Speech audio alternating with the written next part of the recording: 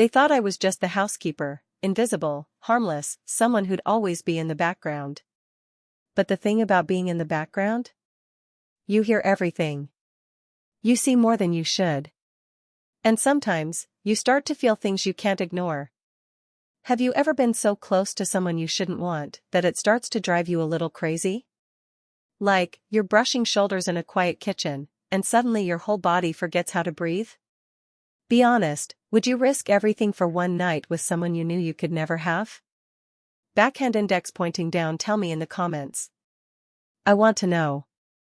Red heart if you've ever felt invisible but burning inside, hit that like bell, and if you're ready for stories that don't hold back, you already know what to do, subscribe and stay close. My name is Carrie McKnight. I'm 29, and for the last year, I've been living in one of the biggest, most expensive houses in Charlotte, but not as a guest. I clean the floors. I fold the laundry. I pick up after the rich. People don't really see housekeepers. They smile at you, ask if you need anything, then forget you exist 5 minutes later. And honestly, I didn't mind that. I liked staying in the shadows. Until he started looking at me like I was the only light in the room. Carrie Dickey is the woman you see on magazine covers. Blonde, sculpted, always in white linen or pastel pink, holding a green smoothie and smiling like she's never had a bad day in her life. Influencer. Brand queen. Always traveling for something, retreats, press shoots, influencer collabs. You name it. Her husband? Spencer Shaw. Quiet. Broad shoulders. That sharp, silent type that doesn't say much, but when he does? You listen. He's got this jawline that could slice through glass and eyes that feel like they're peeling away layers of you, slowly, without ever blinking. He was always polite. Kind of cold, but not rude. He'd pass by me in the hallway with a nod or a soft, "Morning, Carrie." Never anything more. Not at first. The house is huge, 4 floors, smart everything, marble countertops, more bedrooms than people.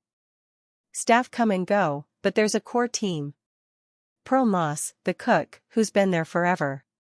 Amanda Bradford, the nanny, sweet but always exhausted. Dustin Sheridan, the driver, who flirts with anything that breathes. And me. Carrie. The ghost in the hallways. It started slow.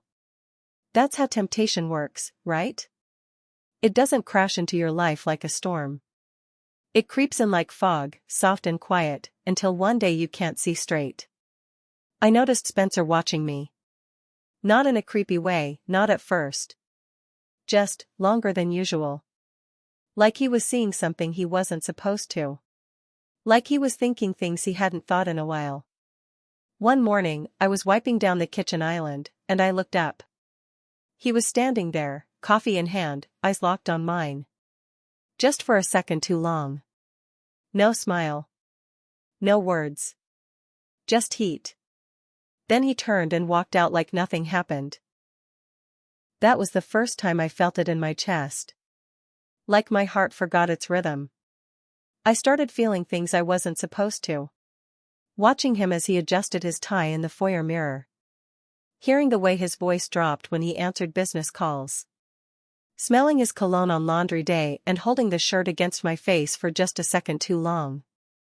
I hated myself for it. But I couldn't stop. He was married. This was his home.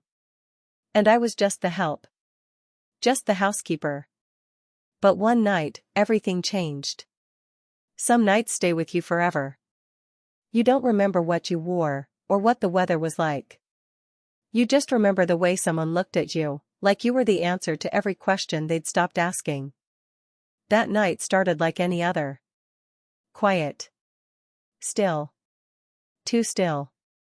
Carrie had flown out to Malibu that morning for some luxury brand retreat. 5 days of yoga, wine tastings, and beach selfies. Her parting words to me were, "Keep the place perfect, please. We're filming content the day I get back." So just like that, it was just me and Spencer in that big, echoing house. That first night, I couldn't sleep. I came downstairs for water, barefoot, wearing a loose tee and shorts that used to belong to my brother. Comfortable, not cute. I didn't expect to run into anyone.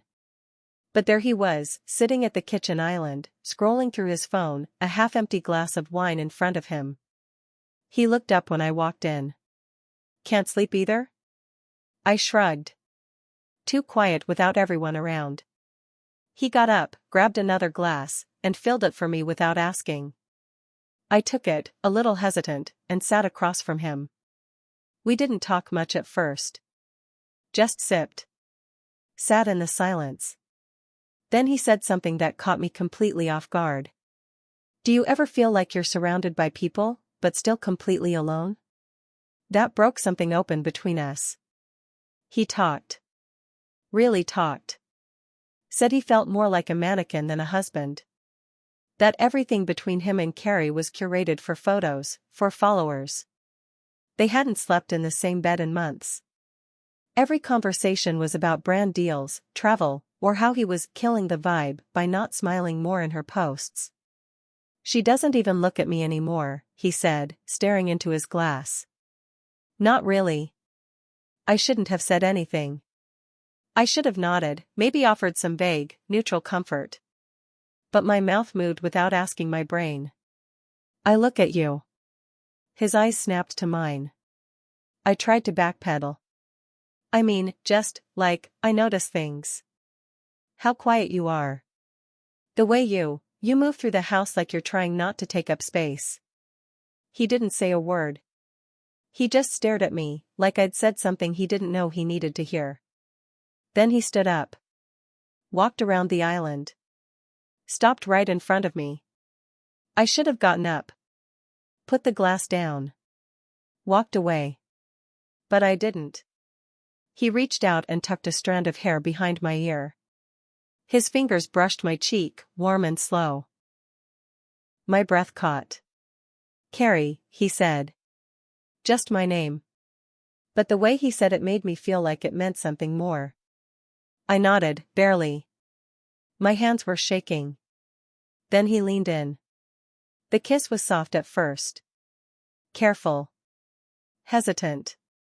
But the moment our lips met, something shattered between us. The tension we'd been tiptoeing around for weeks. It exploded. Like a dam cracking wide open. His hands found my waist. Mine curled into his shirt. We kissed like we were starving. Like we'd been holding our breath around each other for too long, and finally remembered how to breathe. He pulled back just an inch, his forehead resting against mine. We should stop, he whispered. But neither of us moved. I took his hand. We didn't go upstairs. We didn't risk the bedrooms or the cameras in the hallway. He led me to his study, the only room in the house without surveillance. He locked the door behind us. Then turned to face me, and for the first time since I'd started working there, I saw him completely unguarded. No filters. No curated smiles. Just raw, aching need. He kissed me again, harder this time. Urgent.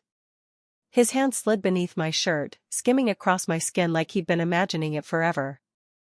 I gasped, my back arching as his mouth trailed down my neck. Clothes came off piece by piece. Not rushed, but desperate, like we were peeling off layers of guilt, reason, restraint. He laid me back on the soft leather couch, his body pressing into mine, and I swear, I felt like I was burning from the inside out. Every touch was slow. Every kiss is deeper than the last. He whispered my name like a prayer as he entered me, and I gripped his back like I was afraid I'd fall apart without him holding me together. We moved like we already knew each other's rhythms. Like our bodies had been waiting for this moment in secret. It wasn't just sex. It was released. It was a confession. It was danger wrapped in silk and sweat and low, ragged moans that filled the space between us. When it was over, we didn't speak. He just held me, his arms tight around my waist, his face buried in my neck. I could feel his heartbeat. Fast. Unsteady. Just like mine. And in that moment, with his skin pressed against mine, I knew one thing with absolute certainty. This wasn't the end. It was just the beginning. Addiction doesn't always come in bottles or needles. Sometimes, it comes wrapped in warm sheets, tangled legs, and whispered promises in the dark. After that night in the study, there was no going back. We didn't talk about what it meant. We didn't ask what we were doing. We just kept going. The next night, it was the laundry room. I was folding towels when he came in behind me, pressed his chest to my back, and kissed the side of my neck like he owned me. Like I was his to touch whenever he wanted. He didn't say a word. He didn't need to. During the day, we went back to playing our roles. I vacuumed. Polished surfaces. Scrubbed tile. He took calls in his office and walked around in perfectly tailored clothes that I now knew how to remove in seconds. Carrie was still posting from Malibu, sunsets, spa robes, group yoga shots with captions like "Healing starts within." But behind all that perfect, filtered peace, I was on my knees in her husband's study the next night, moaning against his mouth while he lifted me onto his desk and buried himself inside me again and again until the only thing I could remember was his name. It got intense, fast. I couldn't look at him without wanting him. And he couldn't pass by me without touching me. Sometimes it was a brush of fingers along my lower back. Sometimes it was his hand gripping my hip hard enough to leave a mark. Always quick. Always risky. And the thrill of it? That danger? It made everything feel hotter. Sharper. More alive. One night, after everyone was asleep, we snuck out to the pool. He pulled me into the water fully clothed. I laughed and splashed him, trying to whisper and scream at the same time. He grabbed me, kissed me under the stars, and lifted me onto the edge where he knelt between my legs and made me feel like I was the only woman on earth. We didn't care about the security lights. About the cameras we couldn't be sure were off. We didn't care about anything but each other's skin, each other's breath, the way our bodies moved together like we'd been doing this forever. But in the quiet moments, when I was alone in my room staring at the ceiling, the guilt crept in. I'd think about Carrie's smile.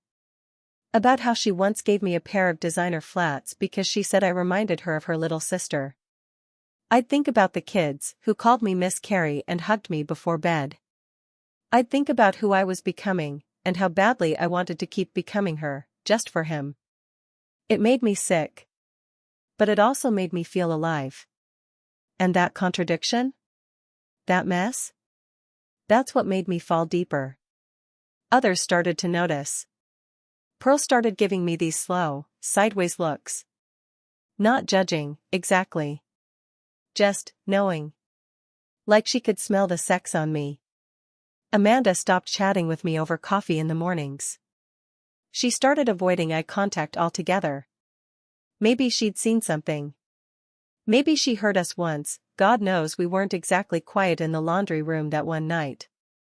Dustin teased me one afternoon about glowing lately. I laughed it off, but my cheeks burned. I started to wonder if everyone could tell. But even that didn't stop us. We got careless. One afternoon, while Carrie was on a Zoom call in the upstairs guest room, Spencer pulled me into the pantry. He kissed me hard, hands under my shirt, and just before he slipped his hand into my underwear, I whispered, "We can't. She's upstairs." He grinned. That makes it better. We were in too deep. Obsessed. Addicted. We weren't thinking anymore. Just chasing the next high. Then it happened. It was a dumb mistake. He left his phone in the kitchen when he went to shower. I was cleaning nearby. A message popped up from me. The screen lit up with my name and a sentence I didn't even remember sending. "I can still feel you inside me." I stared at it for a second, frozen.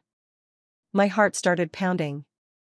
I grabbed it, locked the screen, and left it on the counter like nothing happened. But that moment stuck with me. We weren't just playing anymore. We were slipping. Fast. Secrets never stay secrets. They sit and wait like loaded guns, quiet, still, deadly, until the right moment comes along, and they pull their own trigger. Carrie came back 2 days early. No heads up. No warning text. No call from the driver. Just the sound of the front door swinging open and her heels clicking across the tile like thunder in a thunderstorm we weren't ready for. Spencer and I were in the kitchen. It was just after lunch. I was rinsing dishes at the sink, and he had his hand on the small of my back. Innocent to anyone else, but to us, it was everything. We were close. Too close. He leaned in and said something low in my ear. I can't even remember what it was now. Probably something stupid, playful. But I smiled. And when I turned my head, his lips brushed my cheek. That's when we heard it. Well, this is cozy. I turned like someone had slapped me. My heart dropped. My body froze. There she was. Carrie. Standing in the doorway, sunglasses still on, one brow raised, suitcase behind her, arms crossed over her perfect white sweater. She looked around the room like it was a crime scene. "You're back early," Spencer said, his voice tight. "Yeah," she replied, slow. "The brand rescheduled the shoot. I figured I'd surprise everyone." "Guess I did." Her eyes flicked between us. My hands were still wet. The dish I'd been holding slipped into the sink with a loud clunk. I wiped them on a towel and tried to steady my voice. "I'll just go finish folding the laundry." "Don't bother," she said. Her tone was light, but her jaw was clenched. "I'll handle it." I left the kitchen fast, practically ran down the hall, heart pounding so loud I could barely hear my own thoughts. I knew she'd seen it. Felt it. That invisible line between me and Spencer that had finally stopped being invisible. That night, everything fell apart. The house was tense. Carrie barely looked at me. Spencer avoided the kitchen completely. Pearl stayed quiet, eyes low. Amanda took the kids outside and kept them there for hours. I should have packed. I should have run. But I didn't. I stayed. And that's how it happened. Spencer was upstairs, helping the kids with something. I was in the kitchen again, trying to distract myself by organizing the spice rack, like that would fix any of this. His phone was on the counter. Again. It lit up. I looked. The message preview showed. "Last night. I still taste you." My message. My name. Right there. Out in the open like a slap. I moved to grab it, too late. Carrie had walked in. Quiet. Silent like a damned shadow. She reached for the phone before I could even blink. Picked it up. Read the screen. Her face went white. Then red. Then something in between. She looked at me. Right through me. And for a second, the whole world stood still. "What the fuck is this?" Her voice wasn't loud. It was cold. Sharp. Dangerous. I opened my mouth. Nothing came out. "Answer me." She took a step forward, her hands shaking. "Are you sleeping with my husband?" I didn't lie. I couldn't. I didn't even nod. She saw it all in my face. She screamed. It wasn't elegant or quiet or controlled, it was feral. Years of pretending, years of branding and curated happiness, breaking open all at once. She stormed upstairs, phone clutched in her hand like a weapon. I followed, because I don't know, maybe I thought I could explain. Apologize. Undo something. But it was too late. She burst into the master bedroom. Spencer looked up, confused. The kids were behind him, giggling as they played a board game. "Get out," she hissed at them. Her voice scared them. Amanda came rushing in to pull them away. Then she turned to him. "You've been fucking the housekeeper?" His face dropped. "Carrie." She threw the phone at his chest. "Don't lie to me." Don't you dare fucking lie to me. He caught the phone. Look at me. Then back at her. Silence. His silence said everything. Get out, she said, now looking at me. Right now. Pack your shit and get the hell out of my house. Carrie, please. I trusted you. I gave you a home, Carrie. And you repaid me by screwing my husband? I backed away, tears burning behind my eyes. I never meant for. Don't, she snapped. Don't insult me with that. Spencer stepped forward. It wasn't just. Shut up. Her voice cracked. If you say one more word, I swear I will take the kids and you'll never see them again. That made him stop. That broke him. I saw it in his face. The guilt. The panic. The realization that loving me meant losing everything. He didn't say anything else. He didn't stop me. I packed in 10 minutes. Threw everything I had into 2 bags. No goodbyes. No long looks. Spencer stood in the hallway, leaning against the wall, hands clenched at his sides. His eyes were on the floor. I stopped in front of him. Just for a second. He looked up. Eyes red. Jaw tight. But he didn't reach for me. Didn't speak. Didn't move. So I left. And just like that, it was over. Some endings don't feel like endings. They feel like being left behind in a room that still smells like him. Like silence with teeth.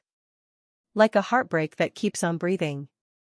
I moved into a tiny studio apartment on the edge of downtown Charlotte. 1 room, creaky floors, no dishwasher, and a window that faced a brick wall. It was mine. It was quiet. It was hell. I got a job cleaning rooms at a boutique hotel a few blocks away. Less glamorous than the Dickey estate, but at least no one looked at me like I didn't exist. I scrubbed bathtubs. Changed sheets. Smiled at tourists who wouldn't remember my face even if I slapped them. Every day felt like starting over. And every night felt like trying to forget something that wouldn't leave me alone. I still saw him in my dreams. Spencer. The way he used to whisper my name in the dark, like it was the only thing keeping him sane. The way his hands felt on my hips, his mouth on my neck, his breath against my skin when we were tangled up in each other. I'd wake up sweating, heart racing, legs twisted in sheets, still reaching for him like he might be there. But he wasn't. There was just the hum of the mini fridge and the distant noise of the city below. I tried to distract myself. I went for walks. Read books I couldn't finish. Tried dating apps, but couldn't bring myself to swipe right on anyone who didn't feel like fire. They all felt dull. Too safe. Too clean. I missed the chaos. The heat. The way Spencer made me feel like the only person in the room, like the rules didn't apply when we were alone. It wasn't just the sex. It was the way he looked at me like I was his escape. His secret. His peace. And now? Now I was just a girl in a small apartment, folding towels that weren't hers, trying to stitch together a version of herself that didn't ache every time she heard his name. People think when you leave the affair, the pain ends. It doesn't. The guilt fades. The shame softens. But the missing, that stays sharp. That carve. But I showed up for work. I smiled at guests. I folded sheets and wiped mirrors and tried to rebuild something inside me. Brick by heavy brick. Even if every single one still smelled like him. I thought time would help. That the ache would fade. That I'd forget the sound of his voice, the way he gripped my hips, the way he used to look at me like I was the only thing keeping him from drowning. But months passed. And nothing felt different.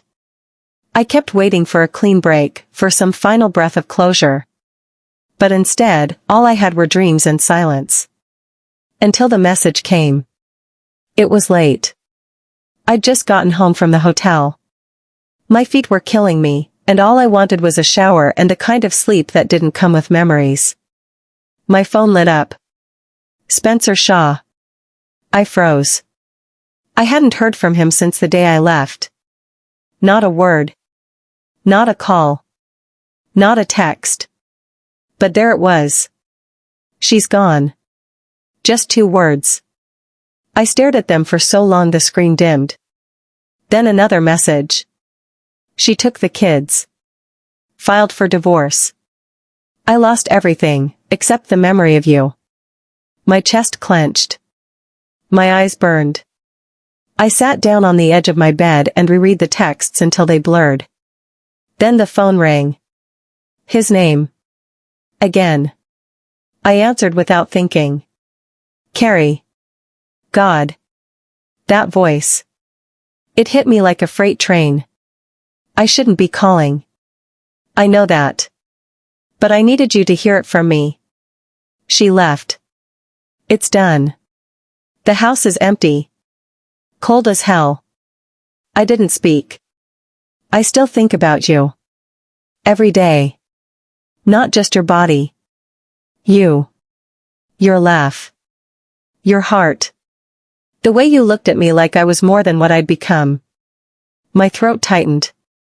Say something, he whispered. I wanted to. I wanted to tell him I missed him too. That I hadn't been the same since him. That I still felt his fingerprints in places no one else could touch. But I couldn't. Because some part of me was still broken. Still scared. Still waiting for him to fight for me when it counted, and he didn't. So I breathed in. And let it out slowly. I hope you find peace, Spencer. Silence. Then. I think I already did. I just lost it. We didn't talk long after that. He didn't ask me to come back. And I didn't offer. Sometimes, love doesn't need a second chance. It just needs a clean ending. I hung up the phone and sat in the dark, listening to the city buzz outside my window. And for the first time in a long time, I didn't cry. I just sat there. Still. Quiet. But finally, not alone in my own skin. They thought I was just the housekeeper. Someone to sweep the floors, fluff the pillows, change the sheets. Invisible in the halls, background noise in a house that wasn't mine. But I was never just that. I saw everything. Heard everything. Felt too much. And when no one was watching, I became the secret he couldn't silence. The desire he couldn't bury. The mistake that didn't feel like one, until it ruined everything. I still fold towels like I used to. Still scrub bathrooms and make beds in silence. But now, when I look in the mirror, I don't see the same girl. I see the woman who burned down a mansion with nothing but her body and a soft whisper in the dark. And maybe I'll never hear from him again. Maybe that part of my life is gone for good. But one thing I know for sure. I was never just the help. I was the wound they never saw coming.